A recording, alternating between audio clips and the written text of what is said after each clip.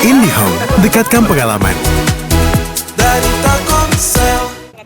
Kita ke kabar lain, pemirsa. Kasus dugaan pengusiran paksa terhadap Nenek Elina Wijayanti terus bergulir. Kini tim penyidik Direktorat Reserse Kriminal Umum Polda Jawa Timur telah menaikkan status kepenyidikan.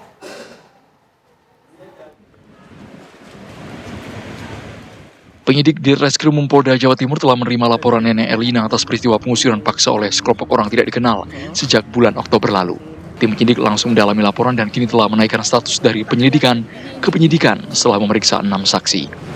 Di Reskrimum Polda Jawa Timur menegaskan, polisi akan menuntaskan perkara secara independen dan profesional. Kita naikkan penyidikan.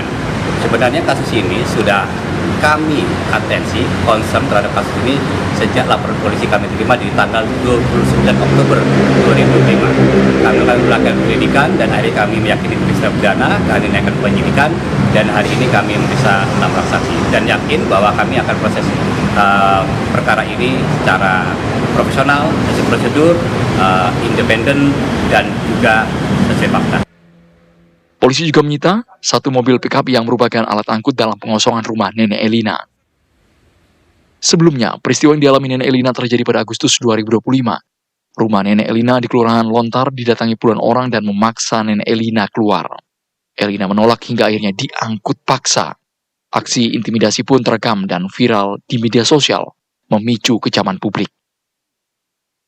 Dari Surabaya, Jawa Timur, Syamsul Huda, TV One mengabarkan.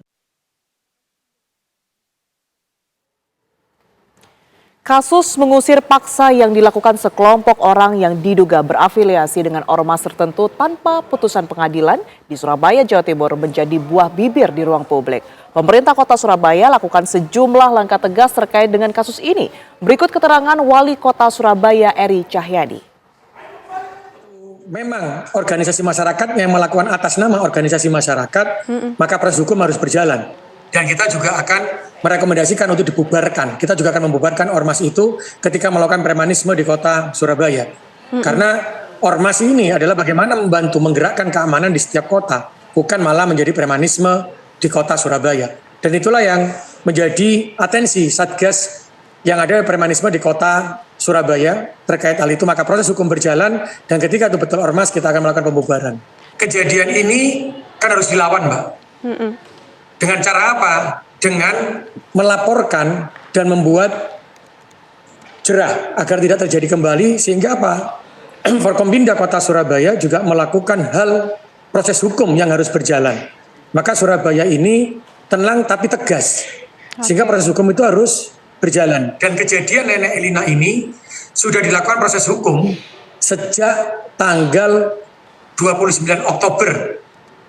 Dan sampai sekarang dilakukan proses hukum. Penyelidikannya sudah dilakukan bulan Oktober. Karena kejadiannya ini di bulan Agustus.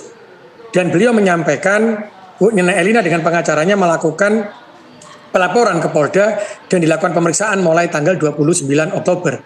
Karena negara kita adalah negara hukum, maka yang bergerak adalah hukum. Seperti Nenek Elina ini maka menjadi pembelajaran bahwa ketika terjadi sengketa, maka sengketa itu harus diputuskan oleh pengadilan. Siapa yang benar dan siapa yang bisa melakukan apakah dilakukan eksekusi atau tidak, itu adalah seizin dan sepengetahuan dan searah dari pengadilan. Tapi kalau kedua belah pihak ini tidak boleh melakukan hal-hal yang di luar keputusan pengadilan, apalagi melakukan perusakan dan pemaksaan.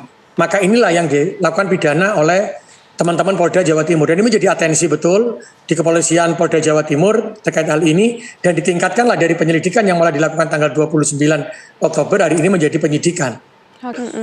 Maka kita ini sudah melakukan atensi agar menjadi percepatan dalam hal menentukan keputusan dalam hal proses hukum ini.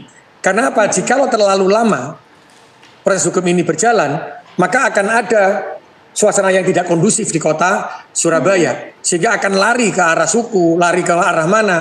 Maka sebenarnya ini jangan dibiarkan ke arah sana. Karena Surabaya ini, orang yang tinggal di Surabaya adalah bermacam suku, karena kita heterogen.